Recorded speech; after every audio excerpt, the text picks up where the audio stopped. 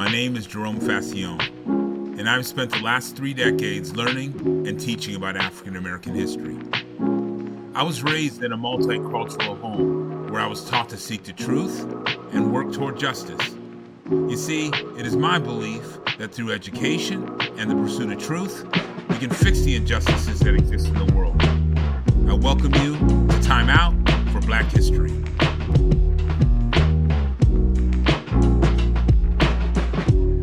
Welcome back, everybody, to another episode of Time Out for Black History. I want to start by just saying happy holidays to everybody. Hopefully you're staying safe, getting to spend some time with family.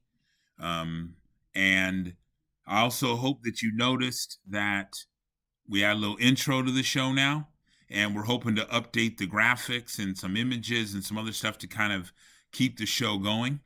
I also wanted to comment on how much I appreciate the interaction. The amount of feedback I'm getting on Facebook, on YouTube, on Instagram is really kind of heartwarming for me. Positive stuff and negative stuff, because it's allowing me to better understand what I need to do in order to kind of keep the show interesting and to keep you guys engaged. So I just really want to say thank you, and hopefully the new technologies I try and bring in, and again, some of you, what I mean by new technologies is basic stuff, but for me, it's new technologies. And so if you remember the last episode 6, part A, we had talked about John Punch and the first example of chattel slavery in the colonies. And what we want to do today is just pick some events over the next 60 years that are going to kind of set that in stone. Because again, I want to make sure everyone understands this. In the beginning, before everything, all the dust settled, we were unsure what these Americas were going to be. It was not a permanent chattel slavery from the very beginning. This was a process brought on by a series of laws. Okay, so the first one we're going to look at is 1641. Massachusetts, a northern colony, becomes the first to institute legalized slavery.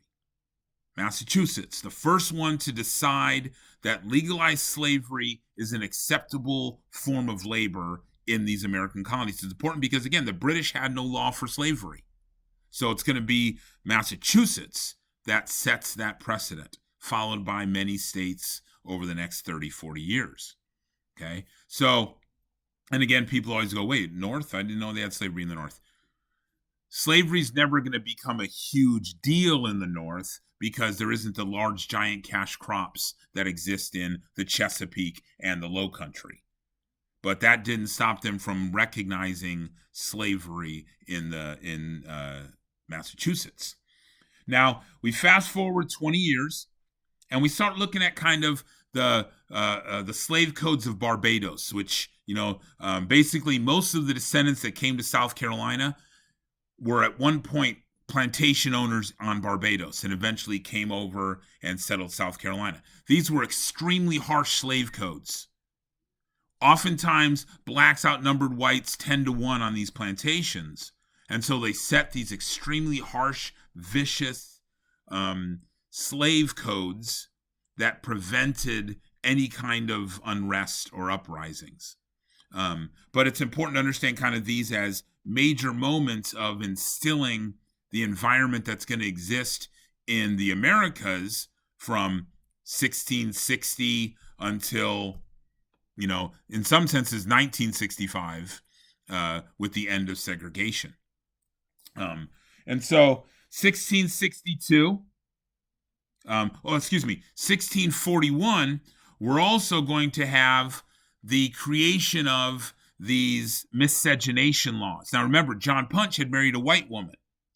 And that's how we talked about Barack Obama was a descendant of the mother from 11 generations back. But these miscegenation laws were important because what it prevented was the creation of this mixed race that they didn't know what to do with. When a white slave owner took advantage of his black female slave, it created an offspring that technically was the son of a plantation owner. So they wanted to prevent that through the miscegenation laws, which outlawed the relationships, the marriage, or anything between blacks and whites. Now, we fast forward to 1662, and Virginia is the first colony to begin to track a person's lineage through their mother instead of their father. So this is going to go back to the miscegenation law, and it's going to basically have that slave owner who takes advantage of his black slave. That descendant will no longer be the son or the daughter of a plantation owner. They'll be the son or the daughter of a slave, thus a slave. And so these miscegenation laws are going to be important in, again, creating this society that put limits and the potential of any kind of progress on this group of people. And it's important to understand that this is done through a series of laws. As they saw the problems, they created laws in order to address them, to keep themselves in a position of power and control.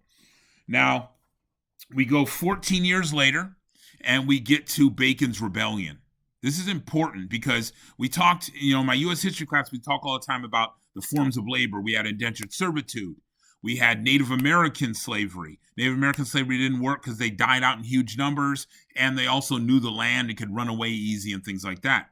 Indentured servitude was working great until two things. People in England learned that life in the New World was terrible, and they stopped coming in the big numbers. And number two, Bacon's Rebellion happens in 1676, which makes the colonies decide this system with a bunch of poor white men roaming the countryside with guns, angry because they can't work the land, also wasn't a very good system. This class system wasn't going to be a good system for them. So they're going to turn away from the indentured servant system and focus all their attention on black slavery, because now you have a clear distinction. Black means slave, white means free. And it's easily recognizable, all those kind of things. But Bacon's Rebellion really puts a permanent end to the indentured servant system. Okay, 1705. Christianity used to be a protection. They passed law that essentially says being a Christian is no longer a protection from being a slave. What you were before you were Christianized is what you are. So if you're a black man brought from Africa, you're converted along the way, it doesn't matter because you're still a black African. And so that was no longer a protection anymore. So now we have a system that's an extremely harsh, vicious system. We have a system that traces the bloodline through the mother instead of the father. Okay, and now we have a permanent system relying on black slavery. And so with the growth of the tobacco industry, we're going to see an unrelenting need for black labor, for labor eventually being black Africans pouring into the colonies. Okay, this all culminates kind of in 1712, where we see the New York City slave rebellion.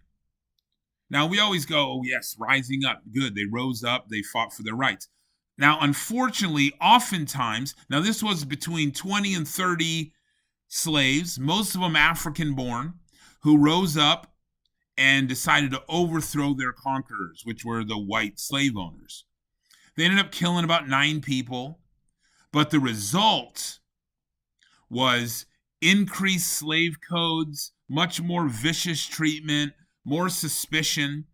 And so usually what was left behind, the people that were left behind, faced a much more difficult world than those that did the rebellion. Now, that's not me saying that rebellions weren't great things, but for those of us watching, that deeply created a much more harsh environment for those who were left behind. So the point of today's show is for you to see that it was over a series of laws, over a series of decades, that we saw this permanence that became chattel slavery. This wasn't the way it just was. This is when people go, it's just the way it was. It isn't just the way it was. These were hand-created laws designed to keep people in a position of servitude and to keep other people in a position of power. And it's important that we recognize that there is no excuse for it. There is no, they didn't know better. They knew better. They knew exactly what they were doing to keep their power. All right, so again, comment, share this, subscribe, hit that little bell, that notification bell. My kids keep saying, make sure you say that at the end so that every time an update comes, they're ready for it. Okay. I'm excited for the next episode. I'm excited to move us through this and for us to have a great understanding of it all. All right. So I'll see you again.